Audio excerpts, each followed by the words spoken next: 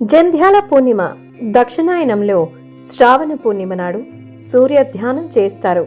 వేద విద్యలను ఆరంభిస్తారు.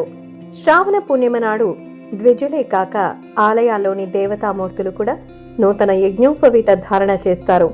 దేవతల అలంకారంలో యజ్ఞోపవీతం కూడా ఒకటి. శ్రావణ పూర్ణిమ నాడు ఆలయాల్లో పవిత్రారోపణం చేస్తారు. 9 పోగులతో చేసిన నూలు దారాన్ని నవసూత్రం అంటారు. దేవతామూర్తికి మోకాళ్ల పర్యంతం 24 సార్లు వేస్తే అది ఉత్తమ పవిత్రమవుతుంది.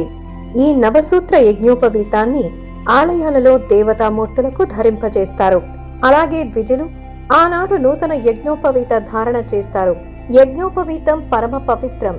ప్రజాపతే యజ్ఞ పూజం పురస్థాత్ ఆయుష్యమగ్రం ప్రతిముంచ శుభ్రం యజ్ఞోపవీతం బలమస్తు తేజ. యజ్ఞోపవీతంలోని గ్రంథిని బ్రహ్మముడి అంటారు. ఆ ముడి చివర గాయత్రి ఉంటుంది. జంధ్యం బ్రహ్మ తేజస్సు, వర్చస్సు, ఆయుష్షు, యశస్సు అనుగ్రహిస్తుంది.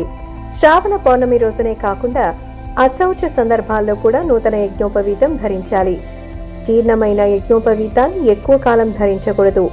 కొత్త జంధ్యం వేసుకున్న తరువాత పాత జంధ్యంతో కలిపి పట్టుకుని గాయత్రి మంత్రాన్ని జపించాలి. తద్వారా నూతన యజ్ఞోపవీతం శక్తివంతమవుతుంది.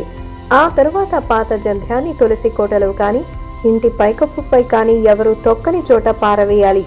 శ్రావణ పౌర్ణమి నాడు జంధ్యం మార్చుకుని యథాశక్తిగా గాయత్రి మంత్ర జపం చేయాలి.